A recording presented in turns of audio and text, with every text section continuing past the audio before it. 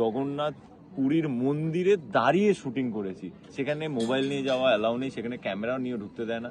কোনো উড়িষ্যার ছবি, কোনো হিন্দি ছবি বা এর আগে কোনো বাংলা ছবি বা ইংলিশ ছবি, যে কোনো ছবি, পৃথিবীর কোনো ছবি ওখানে শুটে একটা ইতিহাস হয়ে থেকে যাবে এবং এটা থেকে যাবে। এই ছবিটা কোথাও গিয়ে থেকে যাবে, সেটা রেজাল্ট যাই করুক, ছবিটা কোথাও গিয়ে থেকে তো যাবে। ঈশ্বরের সাধনা দিয়ে যে কাজ, যে পথে আমরা নামছি সেই পথ মসৃণ হতে বাধ্য, এটা আমি মনে করি। হরায় নমো কৃষ্ণ যাদবায় নমো, যাদবায় মাধবায় কেশবায় নমো, আমার গোপাল গোবিন্দ নাম শ্রী মধুসূদন, গিরিধারী গোপীনাথ মদন। আমি তোমাদের একটা প্রথমে প্রশ্ন করতে চাই, আমরা তিনজনের তরফ থেকে প্রশ্নটা, আমাদের টিমের তরফ থেকে তোমাদের প্রত্যেকের প্রশ্ন, যে হাউ ওয়াজ দ্য ট্রেলার, তোমাদের কেমন লাগে? খুব সুন্দর, খুব ভালো, খুব ভালো লেগেছে। Thank you. এবার তোমরা প্রশ্ন। কিছু অনুভূতি হয় যেগুলো শুধু ফিল করা যায় না, হয়তো ভাষায়, মানে ফিল করা যায়, ভাষায় প্রকাশ করা যায় না। তো লহ গৌরাঙ্গের নামরে এরকম একটা জীবনের অ্যাসেট, সেটা সব সময় আমার মানে জীবনে একটা সেরা সেরা স্মৃতি হয়ে আমার মণিকোঠায় রয়ে যাবে। মানে এরকম একটা জিনিস, এরকম কম্বিনেশন, এরকম মানে একটা সুন্দর, মানে কি বলবো, মানে চারিদিক থেকে ব্লিসফুল, মানে আমি কি বলবো, মানে এটা সম্পূর্ণটাই একটা ব্লেসিং কোথাও গিয়ে। আত্রিকা, তোমার এরকম একটা লক্ষ্মীপ্রিয়ার ক্যারেক্টার, প্রথমবার এবং প্রথম ছবি, এই অনুভূতিটা মানে মুখে বলে প্রকাশ করা যায় না। ডেবিউ, আর যেটা আমি বারবার বলছি, এখনো বলছি, যে সবকিছু শুরুর আগেই আমরা পুজো দিই। প্রথম কাজ যেটা করি বাড়ি থেকে বেরোনোর আগে বা নতুন কিছু শুরু করার আগে আমরা পুজো করি। এই পুজোটাই না আমাদের মনের মধ্যে একটা অদ্ভুত মানে কি বলবো, পজিটিভিটি দেয় যে সবটা মসৃণ হবে, খুব ভালো হবে। তো আমাদের দুজনের প্রথম ডেবিউ, ফার্স্ট, সেই জায়গা থেকে লহ গৌরাঙ্গের নামরে ঈশ্বরকে নিয়ে একটা ছবি। তো ঈশ্বরের সাধনা দিয়ে যে কাজ, যে পথে আমরা নামছি সেই পথ মসৃণ হতে বাধ্য, এটা আমি মনে করি। এবং সত্যি এটা একটা ইমোশন। আর আজকে এই ট্রেলারটা সত্যি আমারও অসাধারণ লেগেছে, খুব ভালো লেগেছে। আর এবার তোমাদের পালা দেখার সিনেমাটা 25 তারিখ গিয়ে বলার কেমন লাগলো না লাগলো।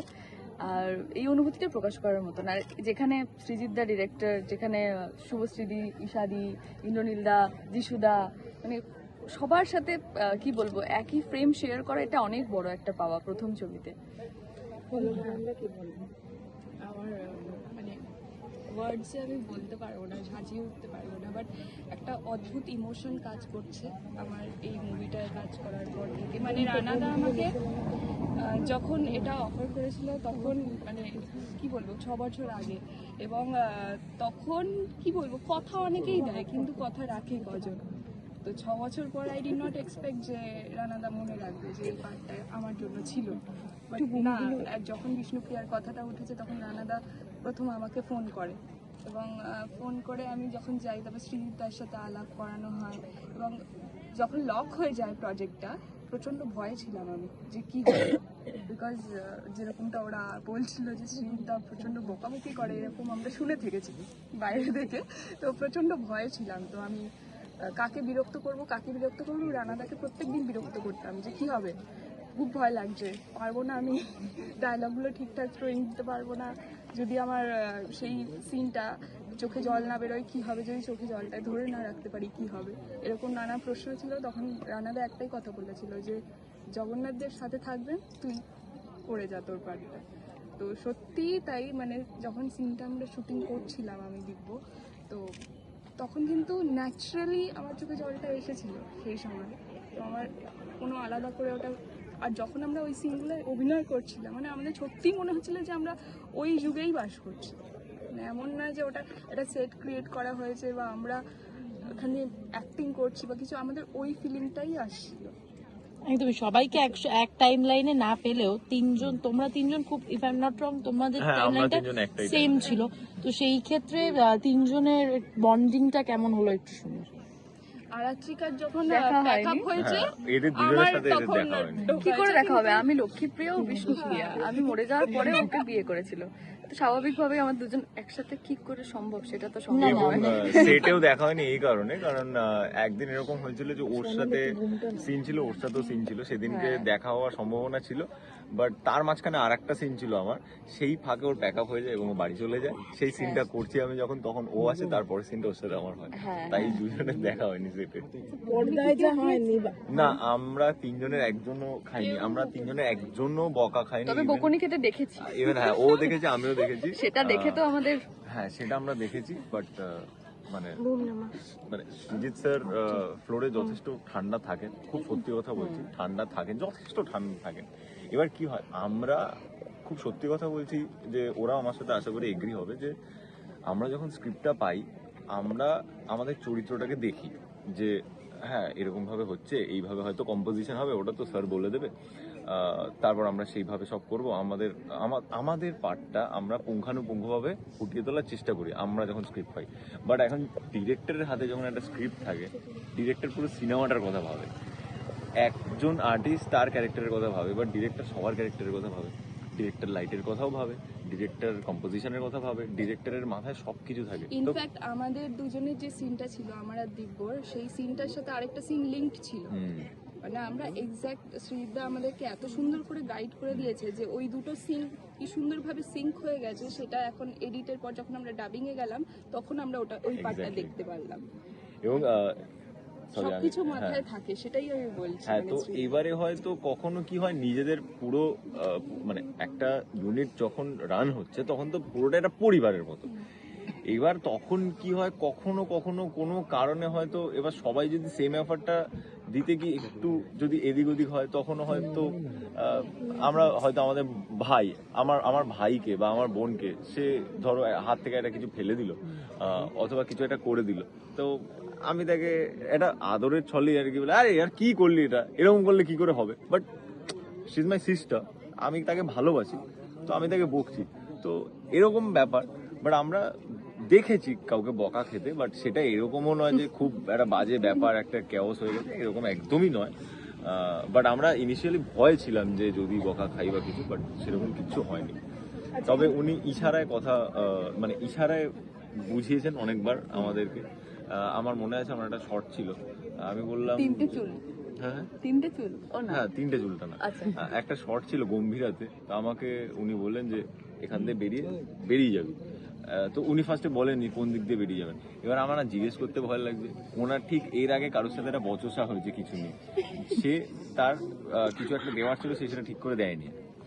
তো আমি ওনাকে জিজ্ঞেস করতে ভয় পাচ্ছি যে আমি কোন দিকে যাব। আমি কিছু না, আমি শর্টটা যখন টেক হচ্ছে আমি ডান দিকে চলে গেছি, উনি আমাকে মানে বলেননি কোন দিকে যেতে হবে, আমি আর জিজ্ঞেস করিনি, ডান দিকে চলে গেছি। ওই শর্টটা ওকে হয়েছে, উনি দূর থেকে দিব্য,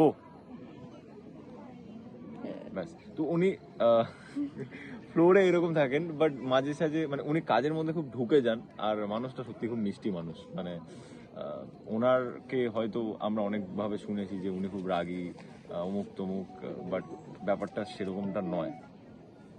আচ্ছা, পর্দায় দেখা যাবে না, কিন্তু বাস্তবে দুই বউকে নিয়ে পাশাপাশি দিব্যর অভিজ্ঞতা কেমন? এখনের কথা বলছি। এখনের কথা বলছি। ও আচ্ছা আচ্ছা, না না না, এবারে না আমি এখন এটা বুঝতে পারছি না, ভাবতে লেগেছে না কোথায়। হঠাৎ করে এরকম মানে দুই বউয়ের অভিজ্ঞতা। দেখো, আমি যদি পর্দার কথা যদি বলি, তাহলে লক্ষ্মীপ্রিয়া ছিলেন হচ্ছে মানে প্রভু ওনাকে ভালোবাসতেন এবং খুবই ভালোবাসতেন, এবং প্রভু যখন শ্রীহট্ট জয় করে ফিরছেন সেই সময় লক্ষ্মীপ্রিয়া আর কি মারা যান কালসর্পের মানে কামড়ে। তো লক্ষ্মীপ্রিয়াকে বলা হয় মা লক্ষ্মী বলা হয় আর কি, এবং গৌরাঙ্গ শ্রী রাধা এবং শ্রী বিষ্ণু মানে শ্রীকৃষ্ণর সম্মিলিত অবতার।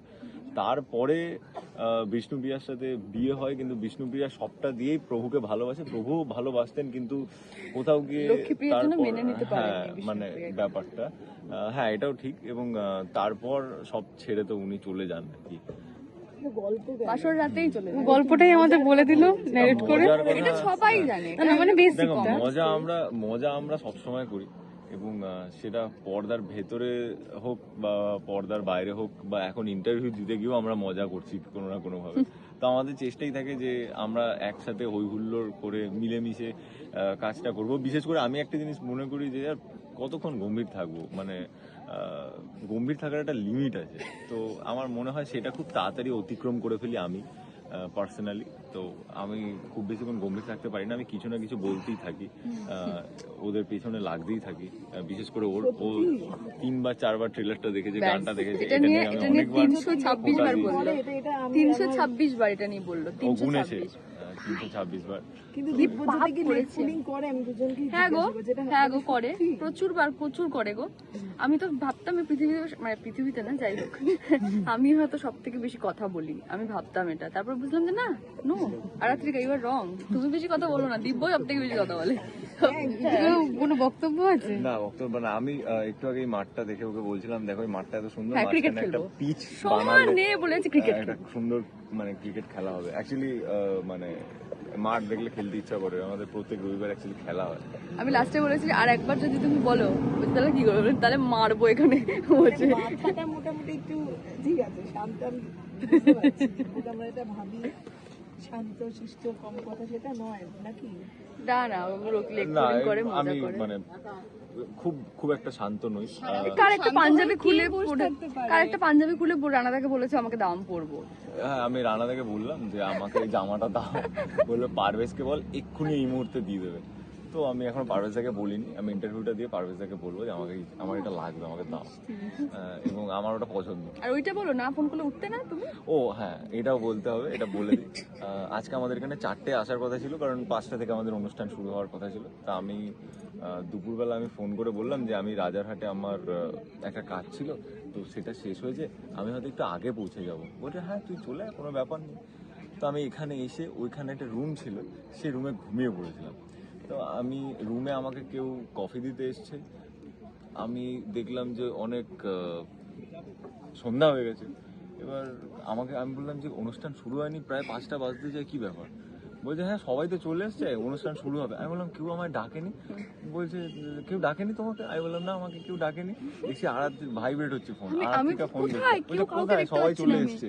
আমি ওখানে ঘুমিয়েছিলাম, ও ফোন না করলে আমি মানে ঘুম থেকেই উঠতাম না। তারপর আমি চোখ ডলতে এখানে এসে আমি গুড মর্নিং। না, শেষ করবো।